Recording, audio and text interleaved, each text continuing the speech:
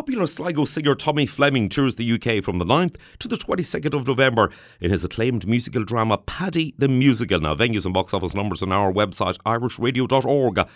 Now, for decades, Irish immigrants played a vital role in Britain in construction of roads, bridges, railways and in nursing.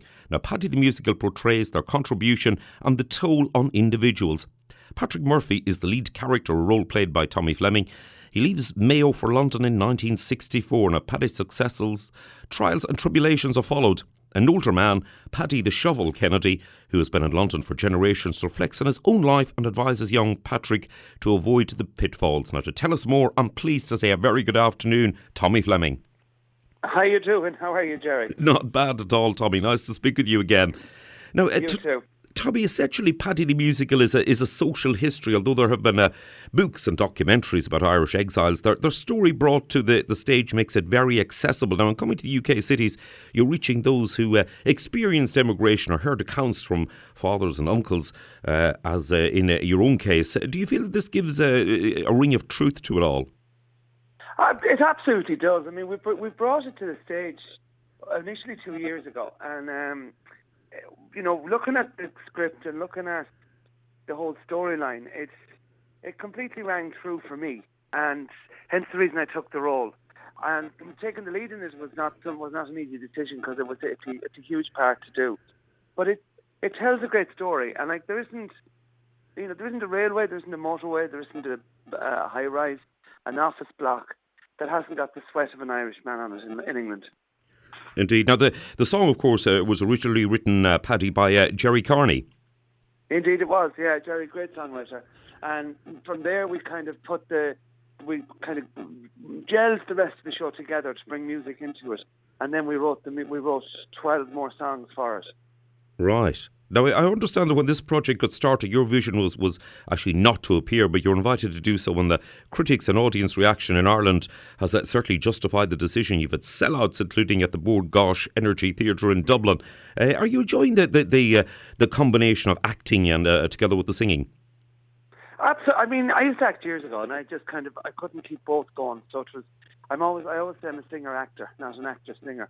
So when I took the role, I thought, look, I'll do it for a while and that'll be it. I didn't think it would get the reaction it got, to be perfectly honest with you. Right. And the reaction has been massive. The reviews have been massive, and I've been very proud to get the reviews that I got. Indeed. Now, Daniel O'Donnell, writing in the Sunday World, has actually said it's everything you could ask for in an evening of a theatre. Who else is involved in the directing and the production, the wider cast in the show? The wider cast, there's nine members of the cast. They are Deirdre O'Mara, who's trained Gaiety School of Acting actor, fantastic actor. Michelle Lally, who is the former lead singer of Didanan, another great actor. Eileen Levin, Jerry Carney, who plays Paddy the Shovel, Tommy Marn. So it's a stellar cast. It's a great. Kieran Brennan is another great young lad who plays the character Frank. And it's working with them is kind of. It's funny because I've been so used to kind of just working as Tommy Fleming and working on stage and being the lead man and being the role and all of that. And now I've got 9 cast around me, which are fantastic. That's excellent. Now, moving to the storyline, your character, Paddy, leaves Mayo to settle in London, which was the experience indeed of many. Now, challenges were hard work for little pay and poor housing. Now, their motivation was to send money home, and I know it's important to you that you're giving that a platform to acknowledge the important contribution of the Irish diaspora during these hard times.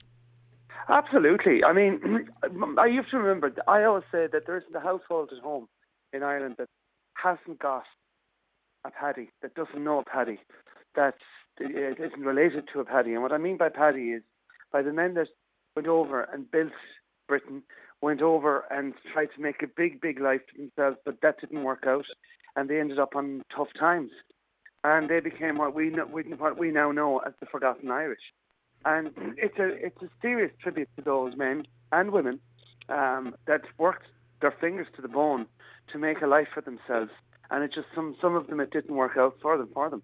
Indeed. Now, we've had great feedback from those who saw the play in Ireland. In fact, Catherine Hallinan from Mayo, who was so taken with it, she's actually bringing family members to the Watford performance, for example. Now, also, the critic on the Irish Independent captures sentiments well by saying Paddy is passionately performed for those who suffered the loss of a family in Britain before Facebook and Skype will resonate deeply. Indeed, few people even back then had telephones to keep in touch, leading to immense loneliness, needless to say.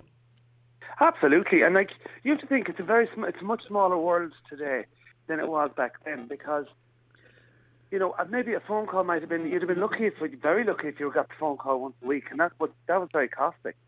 Indeed, and whereas now you've got Skype, Viber, Facebook, Twitter, you've got everything. So, even if you do, for example, it takes exactly the same length of time today to get to Sydney from Dublin as it does to get from Mayo to London in 1964. Wow. That is certainly putting it in perspective. Now, despite this... and it's amazing, actually. Sorry, Jerry, for cutting you out there, but it's amazing because I just thought of that the other day. Because about 6 weeks ago, I flew over to Sydney to do a PR trip, which I arrived on the Sunday, left on the Friday evening, and I arrived on the Sunday, did my PR on the Monday and Tuesday, and I left on the Wednesday, and I was home on Friday. Right. Amazing changes in the world. Now, despite the serious subject matter, people go to the theatre to be entertained. And Paddy the Musical here, I believe, doesn't disappoint, as well as the narrative and the fine cast. You've 12 songs, some of which we'll play over the coming weeks. Now, there's also some humour in there. You're not sweeping the harsh reality of social issues of the day onto the carpet, but it's fair to say that there are a few light moments along the way. There's a lot of light moments. There's a lot of great funny lines in it that are, even to this day, I don't know how many performances I've done of the show, and I still find them funny. I still find certain parts of it very funny. There's a lot of emotion. There's a lot of laughter. There's a lot of tears. There's a lot of angst. There's a lot of anger. It covers the gauntlet of every emotion we have. Right. That sounds superb. Now, you have a busy November, Tommy, I'll have to say, with it. You're opening in the Power Hall, Warrington, on the 9th of November. Further appearances at Redditch, Telford, Lincoln, Stockport, Colne, Bedworth, and culminating at the Watford Coliseum, 22nd of November. Tickets are selling fast, so it's advised to check out the box office numbers on our website, irishradio.org, to book up. Now, it's a packed schedule, Tommy. Do you enjoy the buzz of being on stage and connecting with audiences? I do. As a singer, I do. As an actor, it's very different because I'm not there as Tommy Fleming. I'm there as Patrick Murphy. So it's a very different thing. I still get the buzz. I'm literally, after last Monday, I finished my US tour, and I was home on Tuesday. So that was 4 weeks of travelling all around the US, which we finished in San Francisco. And that was on my own as a Tommy Fleming trip.